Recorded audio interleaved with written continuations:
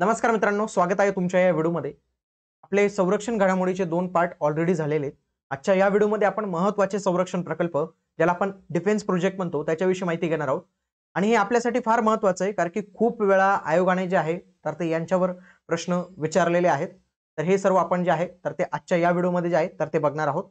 चार महत्त्वाचे प्रोजेक्ट्स आपल्याला बघायचे आहे। एक आहे प्रोजेक्ट 15B, त्याच्यानंतर ASWC नेमकं काय आहे, प्रोजेक्ट 75 आणि प्रोजेक्ट 17A।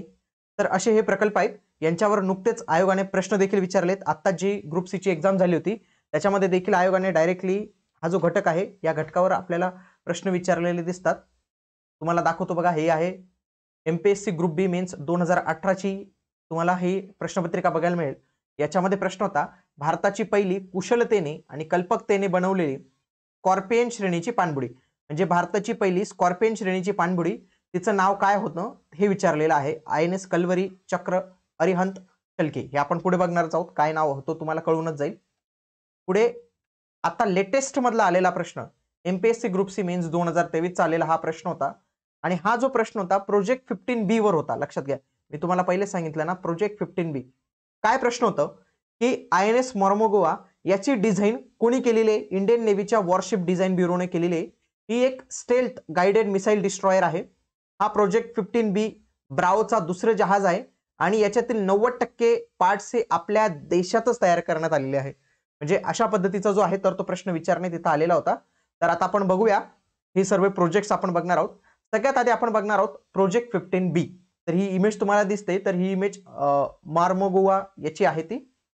चला काय आहे बघूया।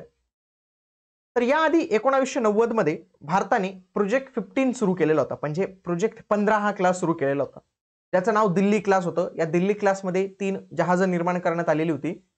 पुन्हा काही दशकानंतर प्रोजेक्ट 15A आला। ए म्हणजे असतो अल्फा।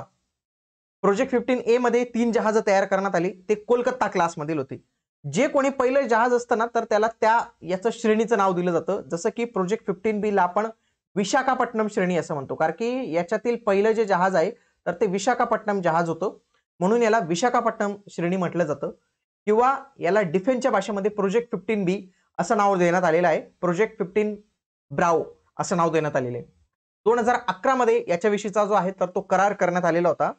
आणि या करारानुसार 4 गाइडेड मिसाइल डिस्ट्रॉयर, ज्याला आपण म्हणू स्टेल्थ गाइडेड मिसाइल विनाशिका, ज्याला तुम्ही इंग्रजीमध्ये गाइडेड मिसाइल डिस्ट्रॉयर जहाज म्हणतात, तर अशी किती जहाज तयार करायची? 4 जहाज तयार करण्याचं कॉन्ट्रॅक्ट दिलं। कोणाला दिलं? माझगाव डॉकयार्ड लिमिटेड, जे मुंबईला आहे। लक्षात घ्या, जहाज बनवण्याचे काम फार कमी हे करत असतात। एक माझगाव करते, एक कोलकात्याचं GRSC आहे आणि कोचिन शिपयार्ड आहे, हे थोडेसं करतात, पण जास्त करून जे कॉन्ट्रॅक्ट असतात ना तर ते माझगाव डॉकयार्ड कडे जात असतात। ओके, म्हणून तुम्हाला जर एखाद्या प्रश्नात माझगाव डॉकयार्ड दिसलं आणि तुम्हाला माहितीच नसेल की कोणी तयार केलेले, तर 90% 100% तुम्ही असं मानू शकतात की माझगावनेच केलेले, म्हणून ते तुम्ही तिथं लॉजिक लावून ते ऑप्शन बरोबर समजायचं, ते स्टेटमेंट बरोबर समजायचं। याची डिझाईन कोणी केलेली आहे तर वॉरशिप डिझाईन ब्युरो यांनी तयार केलेली आहे। आणि याच्यातील फक्त 75% घटकच स्वदेशी आहेत, म्हणजे इंडिजिनस आहेत। प्रश्नांमध्ये काय होतं की 90% घटक हे स्वदेशी होते, म्हणजे हे चुकीचं स्टेटमेंट होतं। बरोबरचं काय स्टेटमेंट होतं? 75% होतं। तुम्हाला सांगतो की आपल्या भारतात खूप मोठ्या प्रमाणावर डिफेन्स मॅन्युफॅक्चरिंगला प्रोत्साहन दिलं जाते, परंतु प्रॉब्लेम असा येते की आपण ते डिफेन्स इक्विपमेंट्स तयार करू शकत नाही, 100% तयार करू शकत नाही। मग लक्षात घ्या, जे काही असं 90%, असं 100% असेल, 80% असेल, समजून घ्यायचं हे थोडंसं रॉंग स्टेटमेंट असेल। जे स्टेटमेंट तुम्हाला 75%, 60%, 50% असं दिसतं ना, तर शक्यतोवर त्याला बरोबर मानायचं, हे इथं लॉजिक आहे। ओके, हे जे प्रोजेक्ट 15B मध्ये आपण जे डिस्ट्रॉयर तयार करण्यात आहोत त्याच्यामध्ये ब्रह्मोसची कम्पॅटेबिलिटी ही झालेली आहे, म्हणजे ब्रह्मोस त्याच्यातनं आपण फायर करू शकतो, एवढी त्याची रचना जी आहे तर ती आता तयार करण्यात इथं आलेली आहे। चला पुढचं आपण बघूया। याच्यामध्ये 4 आपण मिसाइल डिस्ट्रॉयर तयार करण्यात आहोत, ते आपण सिक्वेन्स वाईज बघूया। बघा, पहिली जी असणार आहे INS विशाखापट्टणम, ही पहिली आहे। INS मुर्मुगुवा ही दुसरी आहे, ही सेकंड आहे। तिसरी आहे इम्फाल आणि शेवटची कोणती आहे? सुरत। आता काय होतं, तुम्ही जर आपण मासिक पाहिलं किंवा तुम्ही कुठलेही करंट अफेअर्स पाहिलं, त्याच्यामध्ये काय असतं, खूप सारे जहाज देतील, म्हणजे हेच 4 करंट अफेअर्स बनतील याचे, म्हणजे विशाखापट्टणमचे जलावतरण झालं किंवा याची टेस्टिंग सक्सेसफुल झाली किंवा INS इम्फालवर ब्रह्मोस व्यवस्थितपणे मिसाइल झालं। म्हणजे सेमच कॉन्टेंट असतं सगळीकडे. मग तुम्हाला जर मी आता प्रोजेक्ट 15B व्यवस्थित पद्धतीने समजून दिला तर तुम्हाला या 4 जहाजांवर कोणताही प्रश्न आला तर तुमचा इझिली टॅकल होऊन जाईल. म्हणजे जे 4 तुम्ही करंट अफेअर्स वेगवेगळे वाचत होते ते तुमच्या आता एकाच याच्यात येणार आहे. म्हणजे आपला पुढचा जो पार्ट आहे ना चर्चेतील जहाज त्याच्यामध्ये तुम्हाला हे दिसेल की पुन्हा पुन्हा रिपिटेशन होत आहे. म्हणजे मुर्मुगुवचं याने जलांतरण केलं, या तारखेला झालं. फक्त तेवढी इन्फॉर्मेशन तिथं तुम्हाला लक्षात ठेवायची. बाकीची जी काही इन्फॉर्मेशन आहे तर ती आपण आत्ताच प्रोजेक्ट 15B मध्ये जी आहे तर ती आपण बघितलेली आहे. आणखी काही इन्फॉर्मेशन आहे जसं की याची तांत्रिक वैशिष्ट्ये. आता हे तांत्रिक वैशिष्ट्ये ना कंबाईनच्या दृष्टिकोनातून महत्त्वाचे नाहीत. कंबाईनमध्ये एकदम म्हणजे रेअरेस्ट ऑफ रेअर केसमध्ये आला तर आला. शक्यतोवर असे प्रश्न हे राज्यसेवामध्ये बघायला मिळतात किंवा मेन्समध्ये बघायला मिळतात. कंबाईनच्या पूर्व परीक्षेत असे तांत्रिक वैशिष्ट्याचे प्रश्न आपल्याला बघायला मिळत नाही. परंतु तरी तुम्ही व्हिडिओमध्ये एकदा बघून घ्या. तुमच्या पीडीएफ मध्ये हे कॉन्टेंट मे बी रिमूव्ह केलेलं असेल पण तुम्हाला ही काही ऍड करण्याची गरज नाही तिथं. सगळ्यात आधी हे काय आहे नेमकं? जहाज आहे, शिप आहे हे तर माहित नाही. हे काय काम करणार? हे गाइडेड मिसाईल डिस्ट्रॉयर आहे. एवढं लक्षात ठेवायचं. स्टेल्थ गाइडेड मिसाईल डिस्ट्रॉयर आहेत. याची जी वजन आहे तर ते 7400 टन आहे. म्हणजे जबरदस्त वजन आहे. याची लांबी 163 मीटर आहे. पुढे इथं फूट मध्ये पण दिलेली आहे, फीट मध्ये दिलेली आहे 535 फीट. बीम याचं म्हणजे 17.4 मीटर आहे. ड्राफ्ट काय असतं? प्रत्येकाला एक ड्राफ्ट असतो, तो जहाजाच्या भाषेतला असतो. आता मी तिथे एक्सप्लेन करत नाही कारण की व्हिडिओ आपला मोठा होऊन जाईल. वेग लक्षात ठेवा 30 नॉट्स किंवा 56 किलोमीटर पर आवर. रेंज याची 4000 नॉटिकल माइल्स आहे. इंडोरन्स 45 डेजचा आहे आणि क्रू मेंबरची संख्या इथं 300 एवढी होऊ शकते. हे होतं प्रोजेक्ट 15B विषयी माहिती. आता लक्षात घ्या प्रोजेक्ट 15B वर कोणताही प्रश्न आला तर याच्या बाहेर काही प्रश्न जाणारच नाही आणि तुम्ही इझिली तो प्रश्न जे आहे तर ते भविष्यात येणारे सॉल्व्ह करणार आहात. तर अशाच पद्धतीने आपण सर्व करंट अफेअर्स डिटेलमध्ये घेतलेले जे काही तुम्हाला काही रिसोर्सेस बघायला मिळतात जसं की परिक्रमा, जीके टुडे, अभिनव इयरबुक असेल, सिम्प्लिफाईड असेल किंवा लोकराज्य आपलं मासिक असेल. तर या सर्वांमधलं जे काही करंटचा क्रक्स असतो तर तो आपल्या या ऑनलाईन बॅच मध्ये आपण ऍड केलेला आहे. ज्यांना कोणाला ही बॅच जॉईन करायची असेल तर त्यांच्यासाठी आपण फी 499 रुपये एवढी ठेवलेली आहे. लक्षात घ्या याच्यामध्ये आपण सर्वच रिसोर्सेस यूज केल्यामुळे तुमचा हा कोर्स पूर्णपणे कॉम्प्रिहेन्सिव्ह बनणार आहे. म्हणूनच तुम्हाला इतर काहीही वाचण्याची गरज पडणार नाही. याच्यामध्ये जानेवारी 2023 पासूनचं लक्षात घ्या 23 पासूनचं तर आपली कंबाईन पूर्व होणार आहे ना 24 ला. तर तिथपर्यंतचं जून 2024 पर्यंतचं तुम्हाला चालू घडामोडी मिळणार आहे. आयोग जिथून काही प्रश्न विचारतो ते सर्व सोर्सेस तुम्हाला बघायला मिळतील. व्हिडिओ अनलिमिटेड वेळा बघता येणार आहे. कधी पण कोर्स घेतला तिथून पुढचे 6 महिने तुम्हाला व्हॅलिडिटी असणार आहे. याच्यामध्ये पीडीएफ असतील ज्या तुम्हाला वर्कबुक स्वरूपात देखील जे आहेत तर ते बघायला मिळतील आणि सरावासाठी तुम्हाला आपण वर्कबुक देखील जे आहे तर ते देखील प्रोव्हाइड करून देऊ. वाटल्यास मी तुम्हाला एखादी जी पीडीएफ असेल तर ती देखील शो करून देतो. आपल्या ज्या पीडीएफ असतात फॉर एक्झाम्पल ही संरक्षण घडामोडीची पीडीएफ आहे.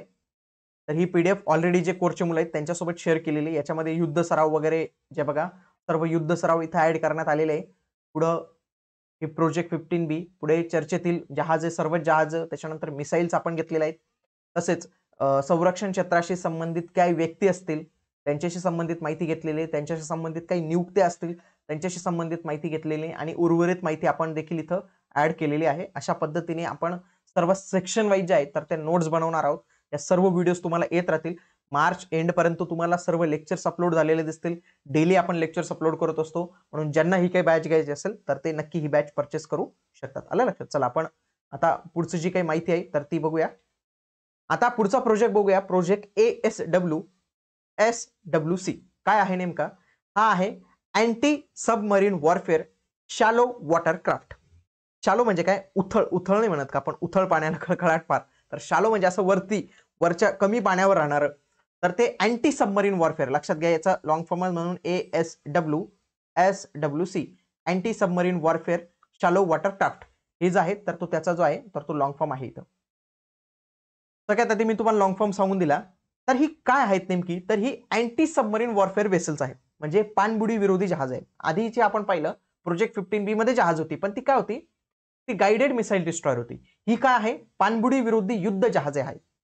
आणखी जर डिटेलमध्ये टाईप पाहायला गेलं तर ही कॉर्वेट आहेत. कॉर्वेट्स याला म्हटलं जातं. आता कॉर्वेट्स काय असतात, शिप काय असतात, वेसल्स काय असतात, डिस्ट्रॉयर्स काय असतात तर यांचा एक सेपरेट व्हिडिओ मी बनवून टाकेल पण तो काही परीक्षेला विचारला जाणारच नाही म्हणून मी तुम्हाला इथं काही एक्सप्लेन करत नाही. डिसेंबर 2023 मध्ये या प्रोजेक्टला मंजुरी मिळाली आणि याच्यामध्ये 16 जहाज तयार केली जाणार आहेत. आणि 16 जहाज 2 वेगवेगळ्या कंपन्यांना दिलेली आहेत. 8 वेगळे करतील आणि 8 वेगळे करतील. मग 8 कोण करणार आहे, पुढचे 8 कोण करणार आहे ते आता आपण बघूया. चला बघा, याच्यामध्ये 2 क्लास असणार आहेत. एक असणार आहे माहे क्लास आणि दुसरा असणार आहे अर्नाळे क्लास. लक्षात घ्या, माहे क्लास अंतर्गत 8 जहाजे तयार केली जातील जे कोचिन शिपयार्ड तयार करेल, आणि अर्नाळा क्लास मध्ये 8 जहाजे तयार केली जातील जे कोलकाता मधील garden rich and ship builders and engineer हे तयार करतील. याचा शॉर्ट फॉर्म आहे GRSE. आपल्या पीडीएफ मध्ये आणि पुढे तुम्हाला पीपीटी मध्ये GRSE दिसलं तर ते लक्षात घ्यायचं की कोलकाता मधील garden rich and ship builder engineer आहे. तर माहे क्लास मधील 8 जहाज तयार केली जातील, तर त्यांची नावं काय आहेत हे महत्वाचं असणार आहे. आतापर्यंत काहीच नाव आलेली ती मी तुम्हाला नाव सांगतो. जसं की माहे, पहिलं नाव माहे आहे म्हणून माहे क्लास पडलं. माहे, मालवण, मंगळूर, मालपे आणि मुरकी, तर ही माहे क्लास मधील जहाज.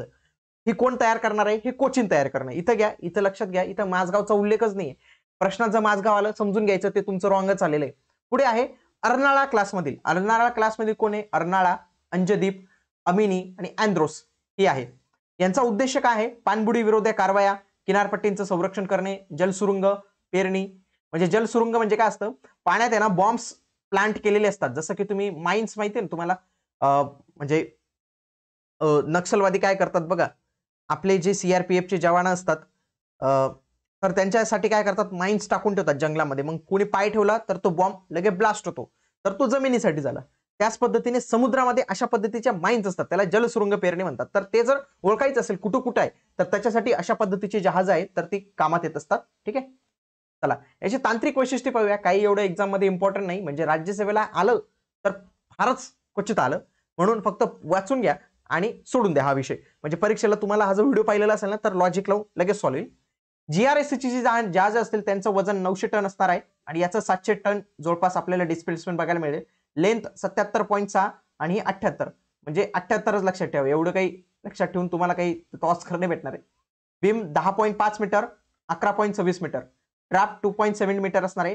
हे वॉटर जेट प्रपल्शन असतील. यांचा स्पीड 25 नॉट्स म्हणजे 46 किलोमीटर पर आवर आणि रेंज 1800 नॉटिकल माइल किंवा 3300 किलोमीटर. आता हे आज व्हिडिओ पाहिला, याच्यानंतर तुम्ही हे कधीही लिहायचं नाही आणि कुठे काही लिहिण्याची गरज नाही. फक्त एकदा व्हिडिओ पाहून घ्यायचा. एकदम रेअरेस्ट ऑफ रेअर केस मध्ये एवढे अवघड जे आहे तर ते उदाहरणं इथं विचारले जात असतात. ठीक आहे, चला हे समजलं तुम्हाला. ओके, चला आता पुढचं थोडंसं आपण बघूया. आता आपण बघणार आहोत प्रोजेक्ट 17A. ए म्हणजे अल्फा हे नाव आहे याचं. आता प्रोजेक्ट 17A असेल तर याच्या आधी प्रोजेक्ट 17 पण असेल ना, तर तो प्रोजेक्ट 17 होता आपला शिवालिक श्रेणीचा. त्याला शिवालिक श्रेणीचं म्हटलं जायचं. तर प्रोजेक्ट ए अल्फा याला निलगिरी श्रेणी असं देखील म्हटलं जातं. निलगिरी क्लास मधील हे जहाज आहे, कारण की निलगिरी हे याचं पहिलं जहाज आहे. याच्यामध्ये एकूण 7 जहाज तयार केली जाणार आहेत. याच्यामध्ये 4 जहाज हे माझगाव डॉकयार्ड मार्फत तयार केली जातील. लक्षात घ्या, माझगाव डॉकयार्ड मार्फत. आणि 3 जे आहेत तर ते तुमची GRSE कोलकाता येथील garden rich and ship engineers यांच्याकडून जे आहेत तर ते तयार करण्यात येतील 4 आणि 3च्या फॉर्म्युल्याने. इथे आलं लक्ष तुम्हाला, 4 आणि 3च्या फॉर्म्युल्याने. मग माझगावची 4 जे आहेत त्यांचं नाव तुम्हाला सांगून देतो. निलगिरी, उदयगिरी, तारागिरी, महेंद्रगिरी. आता याच्यात काय असेल, समजा महेंद्रगिरीचं जलावतरण झालं म्हणजे ती पाण्यात गेली, तिचं टेस्टिंग सक्सेसफुल झालं अशी न्यूज आली, तर त्यावेळी तुम्हाला जर प्रश्न आला याच्यावर, मग त्यावेळी असं सांगतील की याची निर्मिती प्रोजेक्ट 17A अंतर्गत झाली. ठीक आहे, हे उदाहरण बरोबर होतं, म्हणजे स्टेटमेंट बरोबर होतं. असं म्हणतील की याची निर्मिती GRSE केली, पण मात्र हे माझगावचं आहे हे लक्षात ठेवा. त्यावेळी ते स्टेटमेंट हे चुकीचं कन्सिडर केलं जाईल, म्हणून हे नाव लक्षात ठेवा. म्हणजे भविष्यात पुढे पुढच्या वर्षात मागच्या वर्षात काही झालं तरी तुम्हाला हे स्टेटमेंट ते कळून जाणार आहे. तसेच आपण GRSE ची 3 जहाजं बघूया. त्याच्यामध्ये आहे हिमगिरी, दुनागिरी आणि विंध्यगिरी. आलं लक्षात तुम्हाला, हिमगिरी, दुनागिरी, विंध्यगिरी ही 3 जहाज आहेत. यांची डिझाईन जी आहे तर ती वॉरशिप डिझाईन ब्युरो यांनी तयार केलेली आणि याच्यामध्ये 75% घटक हे स्वदेशी आहेत, म्हणजे भारतीय घटक आहेत. हा जो प्रोजेक्ट आहे 2019 मध्ये आपले भारतीय नौदलाने लॉन्च केलेला होता. ही महत्वाची इन्फॉर्मेशन होती. याच्यात एकूण 7 जहाज निर्माण करण्यात येतील, 4 माझगाव, 3 GRSE. झालं. याची तांत्रिक वैशिष्ट्ये पाहूया. हे नेमकं काय आहे, तर या मिसाईल गाइडेड फ्रिगेट्स आहेत. या फ्रिगेट्स आहेत बघा, फरक असतो बरं का. फ्रिगेट्स मध्ये, कॉर्वेट्स मध्ये आणि डिस्ट्रॉयर्स मध्ये फरक असतो. जास्त आपण याच्यामध्ये नाही जायचं, बट एक लक्षात घ्या, आपण काही आधी काय पाहिलं होत्या, गाइडेड मिसाईल डिस्ट्रॉयर पाहिलं, आपण कॉर्वेट्स पाहिल्या, अँटी सबमरीन कॉर्वेट्स पाहिलेले. आता हे आहे ना एक फ्रिगेट आहे, हे गाइडेड मिसाईल फ्रिगेट आहे. मार्गदर्शित क्षेपणास्त्र ब्रिगेड. कधी कधी काय होतं, मराठीमध्ये करायला गेलं ना काही गोष्टी फारच वेगळ्या होऊन जातात, म्हणून सायन्स अँड टेक मध्ये शक्यतोवर जे इंग्लिश शब्द येत असतील त्यांनाच तुम्ही ऍक्सेप्ट करून चाला.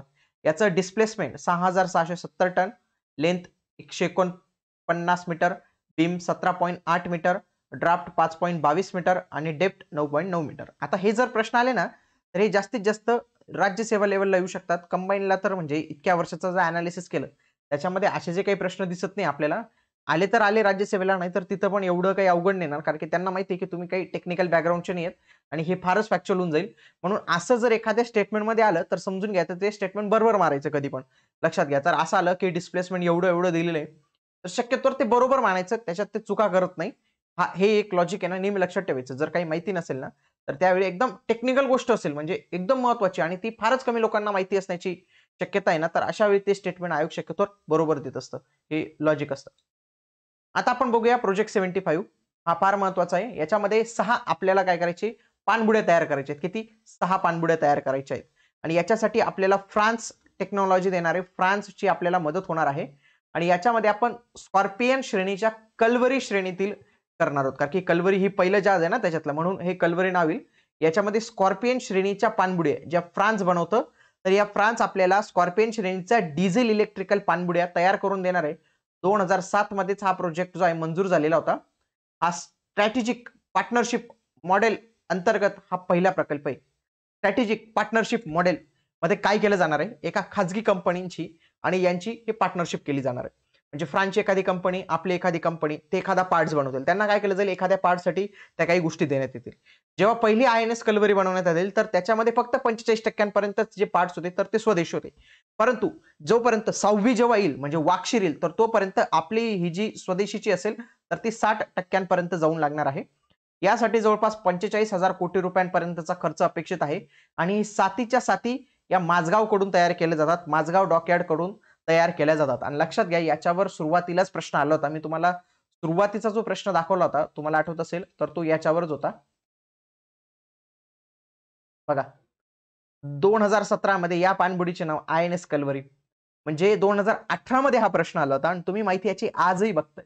तुम्हाला आज हा का सांगतोय, कारण की तुम्ही जर आज अभ्यासलं ना तर येणारे 2-3 वर्ष जे काही करंट अफेअर्स येईल त्याच्यामध्ये हे तुम्हाला नक्कीच दिसणार आहे. आता काय सांगितलं की पहिली पाणबुडी, आता काय आपल्याला भविष्यात येऊ शकतं, शेवटच्या पाणबुडीचं नाव सांगा. आलं तुम्हाला लक्षात? तर अशा पद्धतीचे प्रश्न तुम्हाला विचारले जातील आणि आता पाणबुडी सगळ्या सांगून देतो तुम्हाला. बघा, पहिली आहे कल्वरी, दुसरी खांदेरी, करंज, वेला, वाघीर, वाक्षीर. वाक्षीर ही शेवटची आहे, लक्षात ठेवा. असं आलं की शेवटची कोणती तर ही, आणि पहिली कोणती तर कल्वरी. आलं तुम्हाला लक्षात? तर एवढीच इन्फॉर्मेशन जी आहे तर ती तुम्हाला इथे लक्षात ठेवायची होती. बाकी याच्या काही टेक्निकल डिटेल्स असतील, जसं पाणबुडीची लेंथ, डिस्प्लेसमेंट, हाईट, वेट, हे काही आता काही लक्षात ठेवू नका तुम्ही आणि सांगूनही तुमचा वेळ जाईल त्याच्यामुळे मी पण हे सांगत नाही. पण प्रोजेक्ट 75 काय आहे, 6 स्कॉर्पियन श्रेणीतल्या पाणबुड्या तयार करायच्या कल्वरी क्लासच्या, ज्याच्यासाठी कोणता देश मदत करणार आहे, फ्रान्स आपल्याला मदत करणार आहे. याच्याशीच एक मिळता जुळता प्रोजेक्ट पण देखील आहे सध्या, त्याच्याविषयी आपण कधीतरी नंतर माहिती घेऊया. आता काही तो जास्त हे नाही आपल्याकडे इन्फॉर्मेशन त्याची अवेलेबल. प्रोजेक्ट 75 आय म्हणजे काय, इथं इंडिया हे नाव ठेवण्यात आलेलं आहे. इथं याच्याशीच म्हणजे याचीच थोडीशी पुढची आवृत्ती ती तयार करण्यात आलेली आहे, परंतु सध्या प्रोजेक्ट 75 वरच प्रश्न विचारले जातात, म्हणून आपण तोच प्रोजेक्ट जे आहे तर ते व्यवस्थित पद्धतीने बघूया. ज्यांना अशाच पद्धतीने डिटेल्समध्ये सर्व गोष्टींची माहिती पाहिजे असेल आणि सर्व काही गोष्टी त्यांना एकाच रिसोर्सेसमध्ये पाहिजे असेल तर त्यांनी आपली चालू घडामोडीची जी ऑनलाईन बॅच आहे तर ती नक्की जॉईन करा. आणि तुम्हाला बॅचविषयी काही अधिक माहिती जाणून घ्यायची असेल तर आपला जो नंबर आहे 84 21 15 03 54 याच्यावर तुम्ही कॉल किंवा व्हॉट्सअप करू शकतात. तुम्हाला नक्कीच जे आहे तर तो रिप्लाय मिळणार आहे. आता आपण भेटूया पुढच्या व्हिडिओमध्ये. पुढच्या व्हिडिओमध्ये आपण काय करूया, चर्चेतील जहाज, पाणबुड्या आणि विमानं आणि बाकीच्या ज्या मिसाईल्स वगैरे आहेत ना त्याच्याविषयीची माहिती घेऊया आणि तो आपला जो पार्ट आहे तर तो तिथं संपून जाणार आहे. हा व्हिडिओ कसा वाटला हे नक्की कळवा. अशाच पद्धतीच्या व्हिडिओसाठी चॅनल सबस्क्राईब करून ठेवा. भेटूया आता आपण पुढच्या व्हिडिओमध्ये. तोपर्यंत जय हिंद, जय महाराष्ट्र, धन्यवाद.